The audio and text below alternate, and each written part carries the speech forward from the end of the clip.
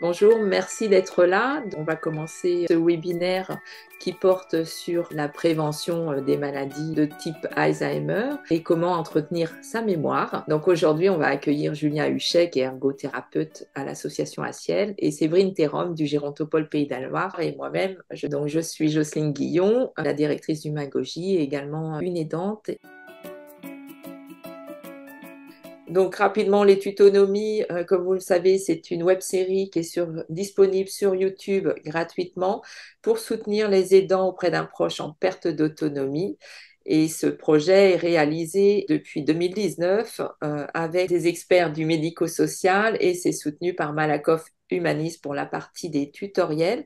Et puis depuis 2021, on fait des webinaires mensuels pour ouvrir un espace d'échange et traiter d'autres sujets sur le bien vieillir.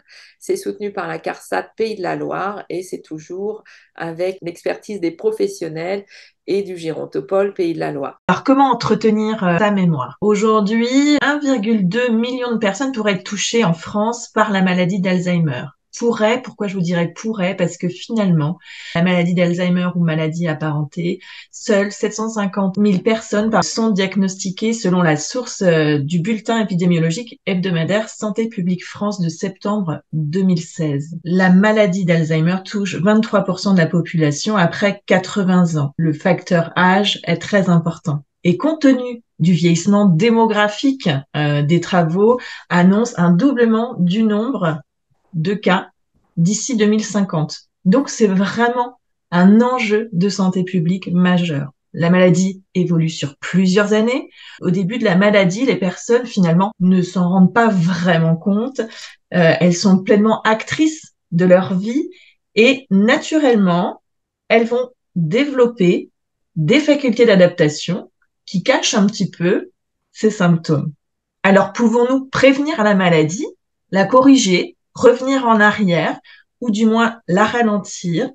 Donc, comment faire pour ralentir la progression de la maladie? Et c'est bien la question que nous allons poser à notre expert, Julien Huchet, qui est ergothérapeute au sein d'une association médico-sociale, Aciel. Donc, je vais laisser Julien prendre la parole et puis nous conseiller pour prévenir cette maladie d'Alzheimer ou apparentée qui nous fait globalement à tous un petit peu peur puisque nous pouvons être tous concernés par cette problématique. Donc bonjour à toutes et à tous. Je m'appelle Huchet Julien.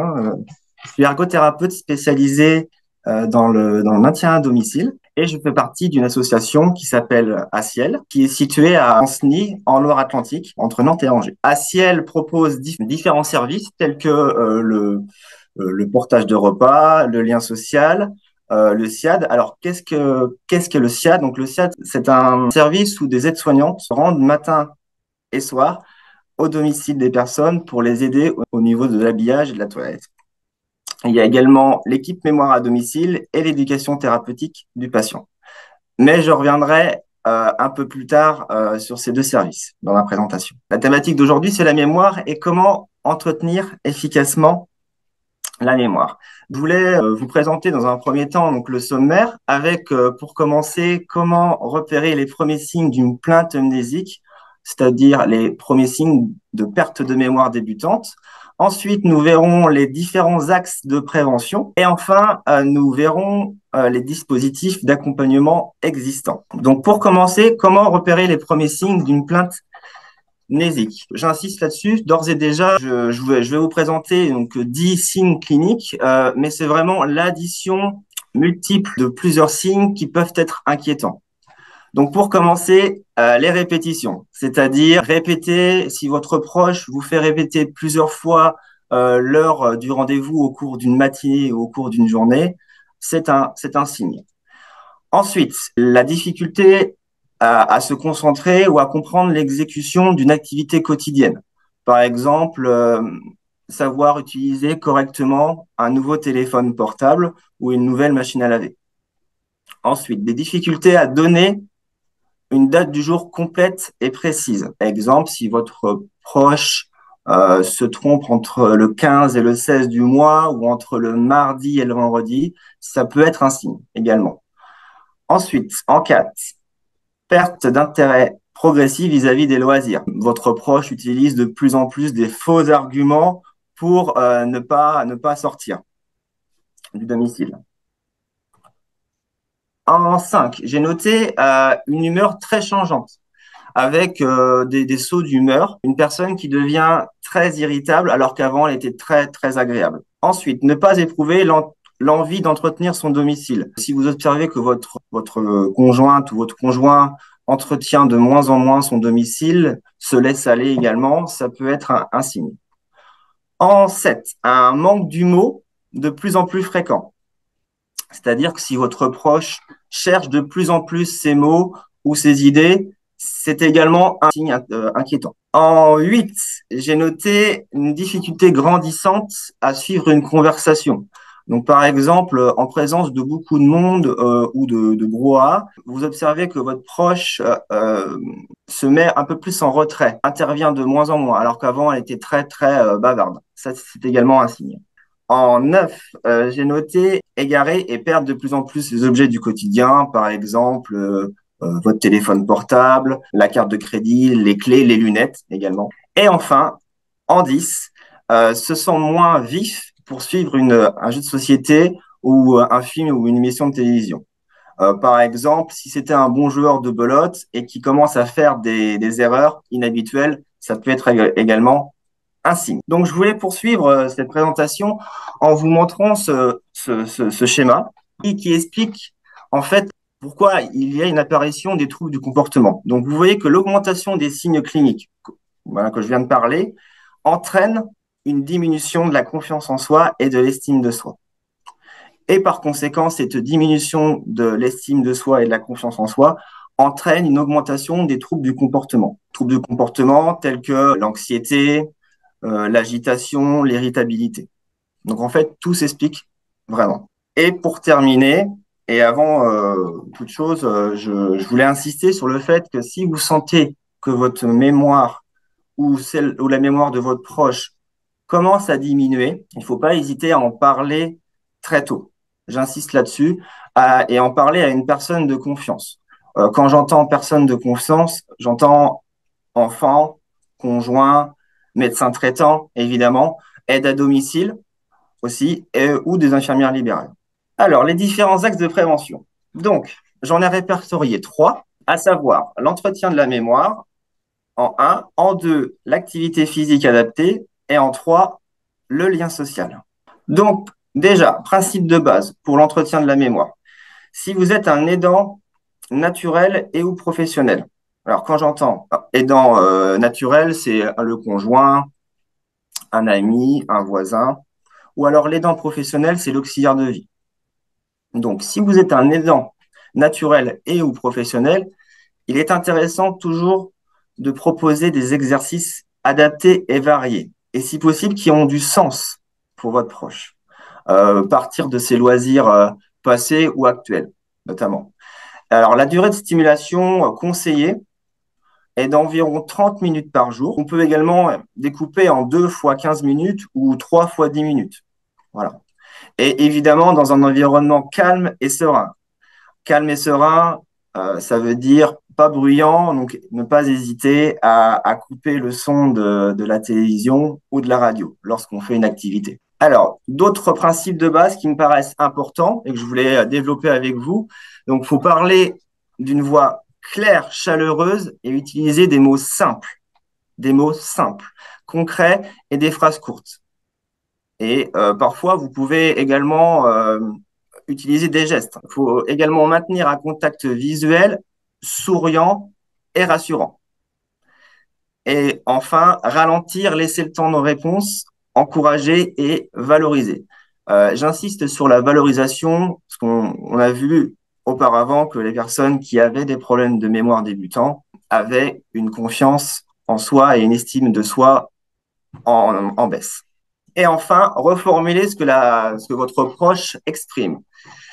La reformulation permet, à mon sens, d'être vraiment sur la même longueur d'onde. Donc, c'est très important vraiment d'utiliser des techniques de reformulation. Donc, par exemple, si j'ai bien compris, tu as voulu me dire ça. Et enfin, pour terminer, donc observez chez votre proche ses oppositions et sa fatigue. Très important parce que si votre personne est fatiguée, faut pas hésiter à reporter à plus tard l'activité que vous voulez faire avec lui.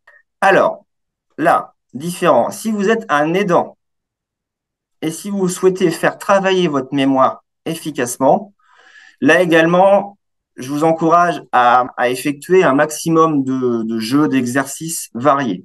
Faut pas hésiter à alterner entre le français et les maths. Pas que du français, pas que des maths. Toujours alterner entre les deux. La durée conseillée est de 45 minutes à 1 heure par jour. Et là également, il est intéressant de découper en plusieurs fois, 2 fois 30 minutes ou 3 fois 20. Et encore une fois, j'insiste sur l'environnement calme et serein. Donc, pas de radio, pas de télé, si possible. Pour continuer cette présentation, je voulais vous présenter donc 2, 3 exemples qui me paraissent pertinents, à commencer par la page jeu dans le Ouest France. Donc, le Ouest France, c'est un journal qui est quotidien, qu'on reçoit tous les jours. J'appelle ça une bonne routine, une routine intéressante.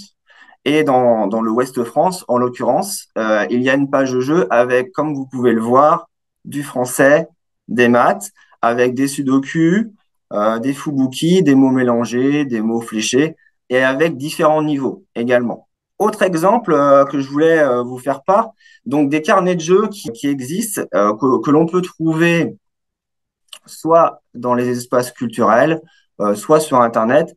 Et vous voyez que celui que je vous présente des gros caractères. Donc, c'est intéressant. C'est vraiment adapté pour les personnes âgées. Je voulais également vous faire part de 2 jeux de société donc, que j'ai choisis qui sont assez connus, le Triomino et le Scrabble. À ce propos, si vous souhaitez démarrer un nouveau jeu, il ne faut pas hésiter à simplifier les consignes et les règles pour que la personne qui a des problèmes de mémoire puisse prendre du plaisir dès les premières fois. C'est très important. Comme ça, elle va pouvoir rejouer très rapidement. Ensuite, je voulais vous présenter donc 3 sites internet que j'ai choisis et que je connais bien et qui proposent des exercices papier-crayon gratuits que l'on peut imprimer gratuitement de chez soi. Donc, c'est très intéressant. Récapitou, Autonome à domicile et enfin Agoralude. Alors, pour terminer, je voulais également parler donc, du numérique. Donc, le numérique est de plus en plus présent dans notre vie quotidienne et de plus en plus de personnes ont des tablettes chez eux. Et donc, je voulais vous faire part d'un programme que je connais bien et que je trouve très intéressant, donc un programme cognitif qui s'appelle le programme EDIT et qui est disponible uniquement sur tablette ou téléphone portable. Alors, à mon sens, les programmes numériques sont une alternative intéressante aux exercices classiques. Papier, crayon, jeux de cartes, jeux de société. Pour moi, c'est intéressant. Donc, pour information, donc, le programme Edit propose un panel de 30 exercices très variés et très bien faits, d'ailleurs. Ça coûte 15 € pour une période de 3 mois ou 50 € à l'année. À mon sens, je préconise de partir sur 3 mois. Pourquoi? Au bout de 3 mois, je pense que la personne et l'entourage seront en capacité de savoir si ça convient ou pas. Donc, 15 € pour 3 mois ou 50 € à l'année. Et d'ailleurs, je préconise également de choisir le programme Edit sur tablette en période hivernale, parce qu'en ce moment, la météo est pas bonne et donc les activités à l'extérieur sont en nette baisse par rapport aux activités à domicile. Ensuite, je voulais vous présenter donc 2, 3 supports, 2, 3 outils, 2, 3 supports que je trouve pertinents et intéressants à mettre en place rapidement, précocement, à savoir le carnet de bord. Donc, un carnet de bord a plusieurs utilités, donc notamment de maintenir l'écriture. Parce qu'on écrit, donc tenir un carnet de bord, c'est écrire un peu tous les jours ce qu'on fait. Donc, déjà, on commence par écrire la date du jour. Ensuite, on écrit ce qu'on fait. Donc, ça maintient l'écriture, ça stimule la mémoire récente et l'attention. Ensuite, je voulais vous présenter donc également 2 types d'éphémérides. Un éphéméride favorise l'orientation dans le temps. Donc, il y a un éphéméride classique, un éphéméride un peu plus perpétuel, un peu plus esthétique. L'éphéméride classique, à votre gauche, lundi 23 janvier, vous pouvez le trouver dorénavant dans les grandes surfaces. C'est disponible surtout en fin d'année pour l'année à venir. Et enfin, les agendas. Alors, les agendas, c'est très intéressant. Si vous avez beaucoup de rendez-vous au cours d'une semaine, il est intéressant d'utiliser un agenda. Et ça évite de noter les rendez-vous sur des petits bouts de papier. Et on sait que les petits bouts de papier, ils ont tendance à se perdre. Donc, utilisez un agenda. Vous voyez, je vous en présente différents, soit à la semaine, soit à la journée. Alors, sinon, dans la vie quotidienne, je vous encourage à mobiliser votre mémoire dès que vous le pouvez. Par exemple, donc utilisez plutôt des pièces de monnaie plutôt que votre carte bancaire et le sans contact pour payer les petites courses, le pain ou le journal. Également, je voulais mettre en lumière de bien choisir son type de lecture. Si vous sentez que vous avez du mal à suivre l'histoire d'un roman, faut pas hésiter à adapter votre type de lecture, à choisir des romans plus courts ou bien des bandes dessinées graphiques. Maintenant, je vais présenter ce qui est très important, donc l'activité physique adaptée. À mon sens, l'activité sportive a un impact positif sur un tas de choses et ça stimule la mémoire. Ça stimule la mémoire avec la coordination et l'attention. Ça a également un impact positif sur le sommeil et les temps de repos. Et à ce propos, les temps de repos sont très importants dans l'entretien de la mémoire. Il faut surtout pas négliger les temps de repos. Et enfin, ça a un impact positif que ça diminue les troubles du comportement. Troubles du comportement tels que l'anxiété, l'agitation, l'irritabilité. L'activité sportive a également un impact sur la marche et l'équilibre. Donc, je voulais mettre en lumière et m'arrêter un petit instant sur la marche et l'équilibre parce que de maintenir des temps de marche ou des temps d'activité sportive a un impact sur l'équilibre et ça limite le risque de chute.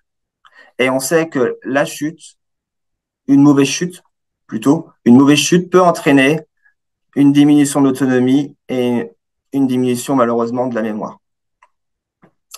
L'activité sportive a également un impact sur les capacités cardiovasculaires, hein, ça va de soi, et les capacités musculaires et articulaires. Et enfin, l'activité sportive a un impact sur les relations sociales via des associations de marche, de gym douce ou de yoga. Alors, 2-3 conseils simples et pratiques. Si vous souhaitez reprendre une activité physique, il est important d'y aller doucement et progressivement. Le côté progressif est très important pour pouvoir de nouveau faire une activité physique à fréquence régulière. Très important. Ce qui est préconisé également comme en termes de durée, c'est une demi-heure à 45 minutes par jour. Alors évidemment, à modifier en fonction de vos capacités physiques et de votre motivation. Enfin, le lien social.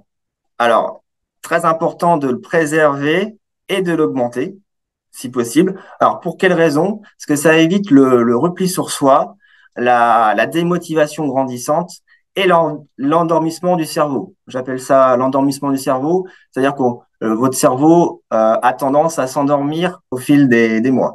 Et donc, l'endormissement du cerveau, donc le lien social stimule la communication, la mémoire ancienne, la mémoire récente, évidemment, parce qu'on est obligé de dire ce qu'on a fait les jours précédents ou le week-end dernier, et l'attention, la concentration. Je vous ai présenté 2-3 exemples de liens sociaux, club, association, bénévolat, les rencontres amicales et le voisinage, et enfin des associations d'aide aux aidants.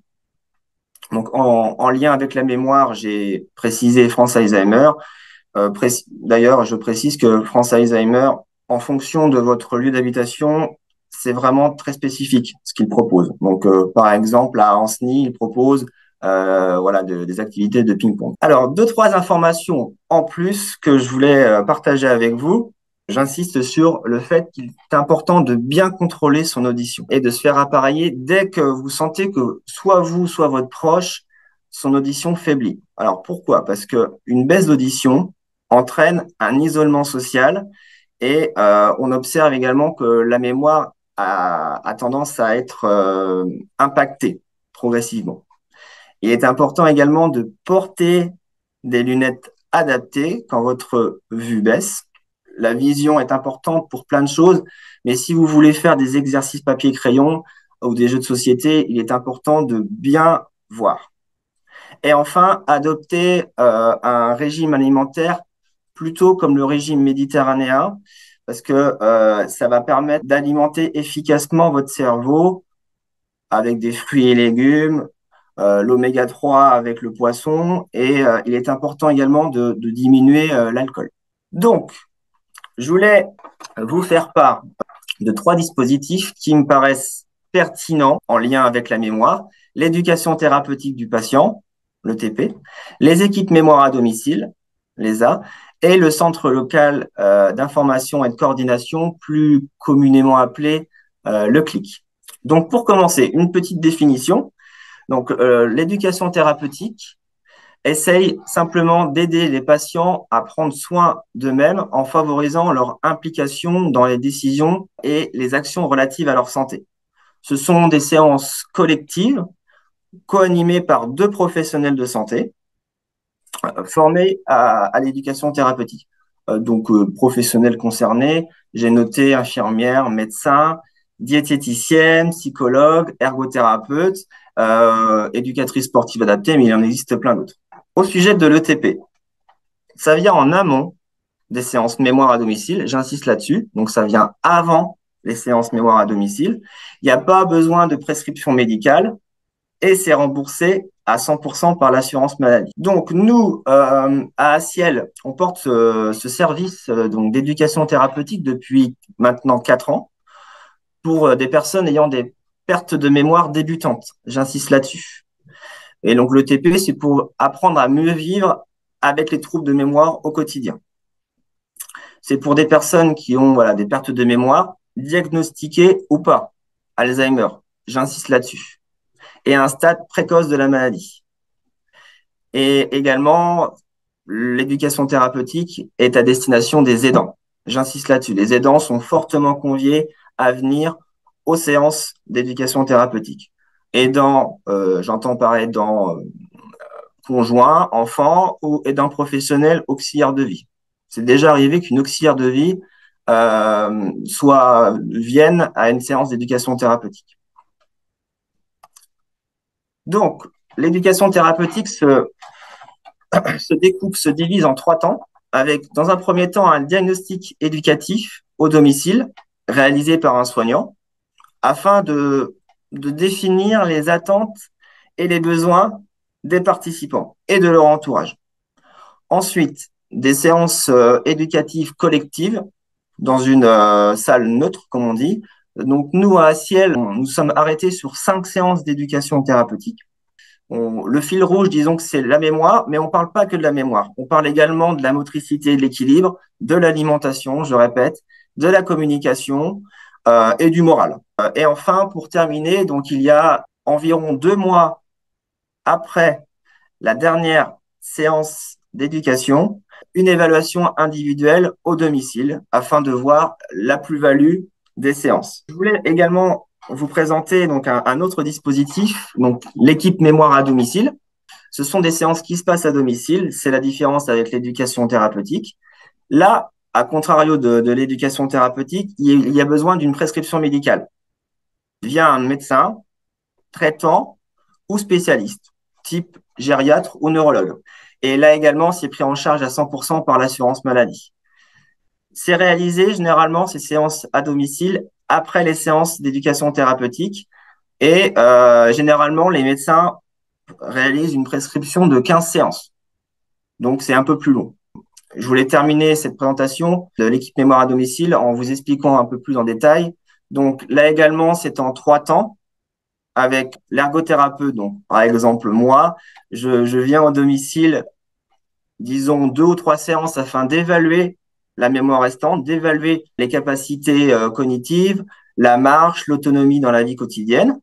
Ensuite, je passe le relais à ma collègue AEG. Donc, AEG, c'est une assistante de soins en gérontologie. Par exemple, c'est une aide-soignante qui s'est formée et sensibilisée aux pathologies de la mémoire.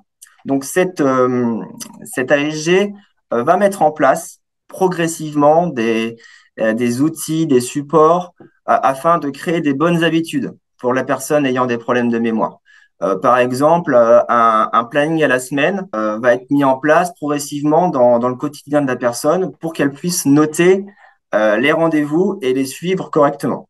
Et enfin, dernière étape des séances mémoire, l'évaluation, où moi je reviens accompagné de ma collègue AEG pour pouvoir évaluer précisément qu'est-ce qui a été mis en place et surtout donner des préconisations pour la suite, pour l'avenir. Par exemple, contacter une orthophoniste, contacter le CLIC.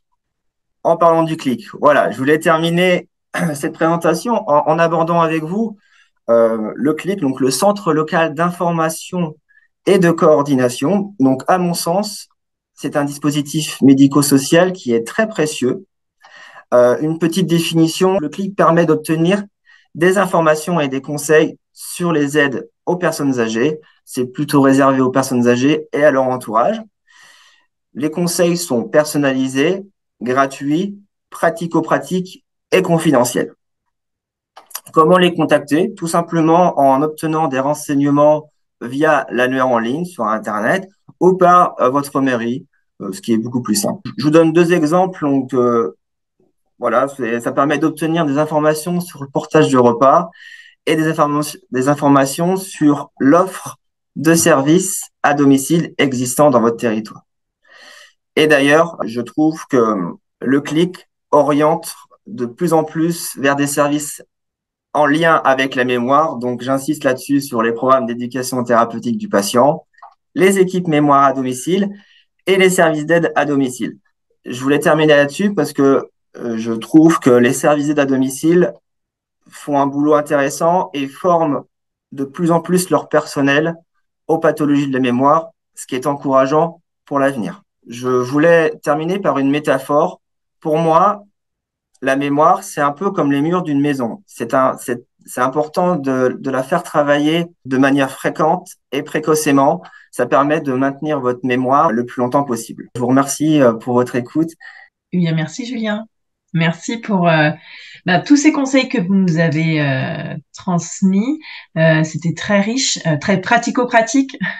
Et donc, on voit bien dans quelle mesure nous pouvons nous saisir de tous vos conseils. Merci à tous pour votre participation, pour ces échanges. Merci Julien, c'était vraiment très intéressant. Merci beaucoup. À bientôt. Bonne journée.